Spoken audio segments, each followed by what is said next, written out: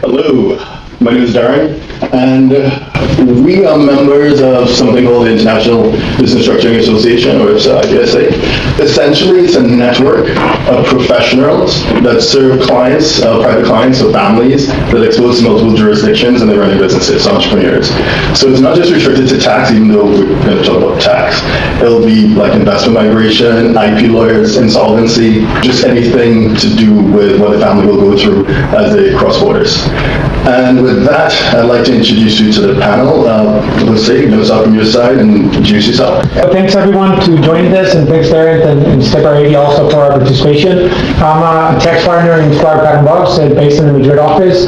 I do international tax, even though I could sound probably American. It's my mom's American, my dad's Spanish, and I'm actually probably the only one not talking about U.S. taxes here, but some of the additions around that, which is always great to hear. Everyone living outside of the UAE like myself is excited to come to a place where Texas is a friendly environment for Texas. So you got to stay away of our tax network around how the trends, the difficulties around kind of keeping taxes low, and especially with U.S. citizens. So happy to be here and try to contribute to this discussion. My name is Jimmy Sexton. I'm the founder and CEO of Esquire Group. We provide international tax and wealth planning services to affluent multinational families and help them minimize their taxes and pass their wealth to the next generation in a tax efficient, organized manner. My name is Vince Trong. I'm based here in Gate West with a company called GSD Capital. I'm from California. I'm an American CFP, so I do financial planning, financial modeling, asset management for clients, and I've been here 16 years now. We have decided that we start off with Jimmy, set the table as to what's going on, at least from a tax point of view, with this big, beautiful bill. Jimmy? I'm not sure how beautiful it is, but I think so. I mean, I've been following it in its passage the last few days and most recently today.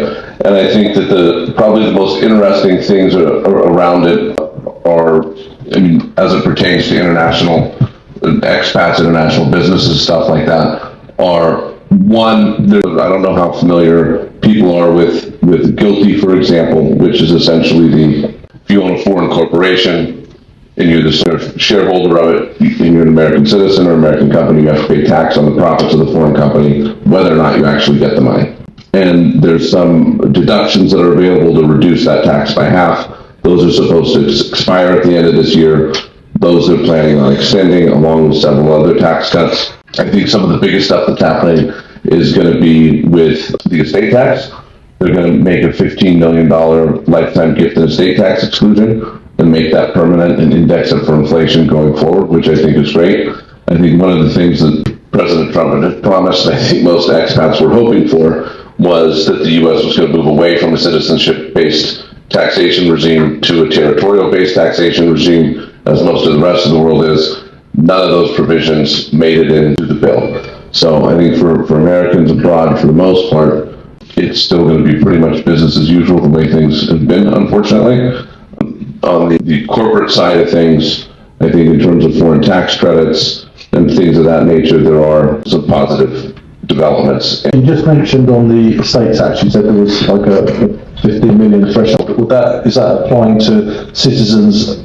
And because I believe it's a different threshold if you're a non-citizen owning US assets. Yeah, that's correct. So the lifetime gift and estate tax exclusion applies to American citizens and U.S. domiciled non-citizens, right? So it has to be their permanent home, basically.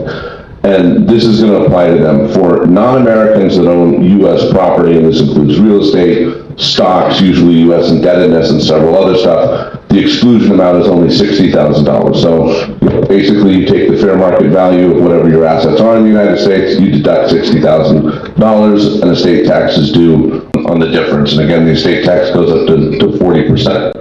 There are some countries that have estate tax treaties with the United States that can help alleviate the burden somewhat, but there's very few of them. I think there's less than 10, and the UAE is not one of those countries that has one of those treaties. So that's staying unchanged. Thank you.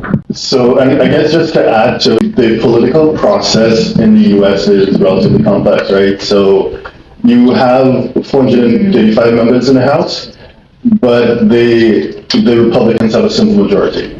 And in the Senate of 100, so I think it's about 53. So again, so even though they control both houses, They don't have the ability to just pass legislation of this magnitude. So there's a process called budget reconciliation that's going on, which means, yes, we're hearing a lot of stuff in the media now, but don't be surprised if the eventual outcome is different from what you hear being discussed right now. Well, I think I would just add to that, but correct me if I'm wrong, but I think under the Budget Reconciliation Act, I think the tax cuts that have to expire in 10 years, right? So I mean, they're not going to be able, I think any law that's passed under that has to expire in 10 years, right? So they can essentially extend these for another 10 years, but they're not going to become permanent.